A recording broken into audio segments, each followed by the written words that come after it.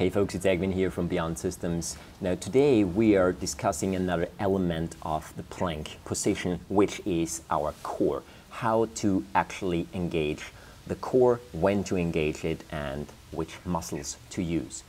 Now let's jump right into it. When we are in a plank position like this, last time we discussed that we want our glutes to be engaged just in the right amount. Now we are talking about our core and how the core actually links towards the glutes.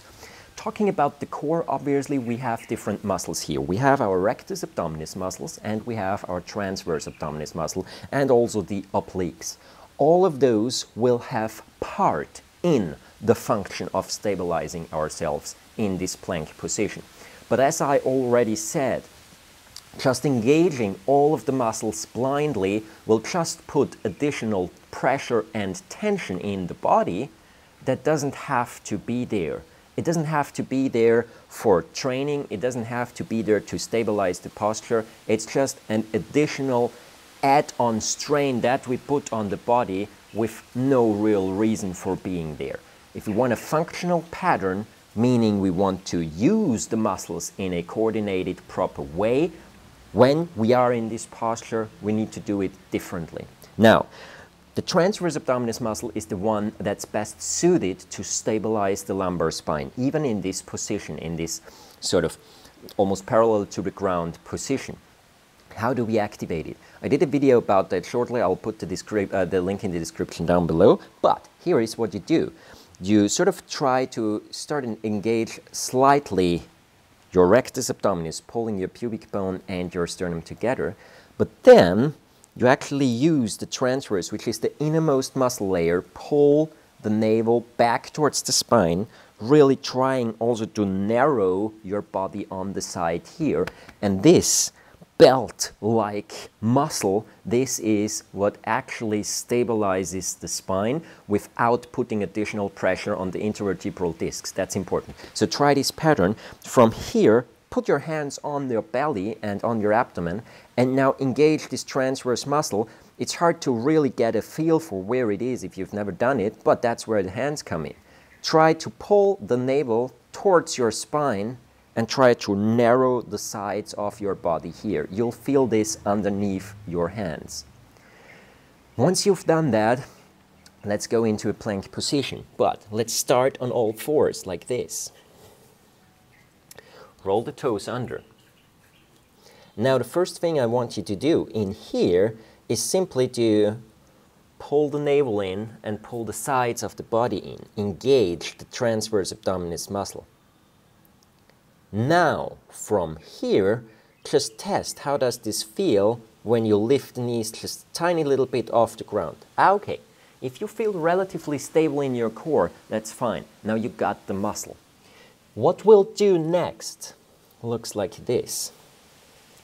You'll start in a position, in sort of a tabletop position like this. Engage your transverse abdominis muscle. From here, rock towards the front with your knees still touching the ground.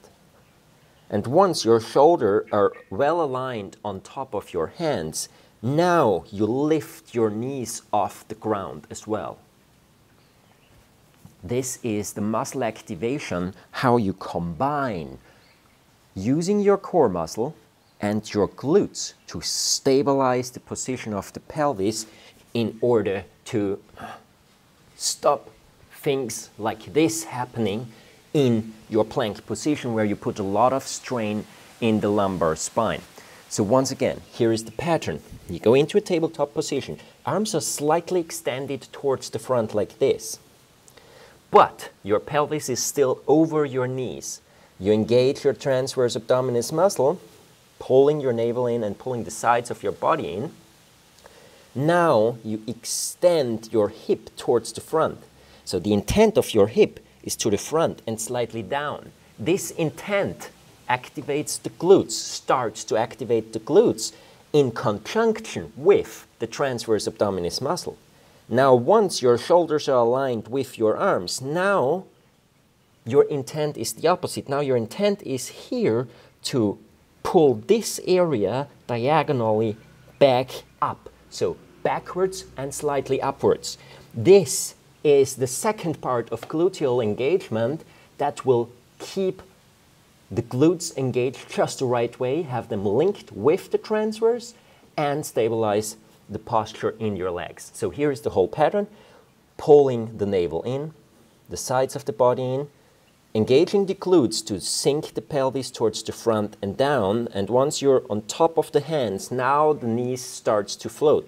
And suddenly, you're in a perfectly equalized plank position.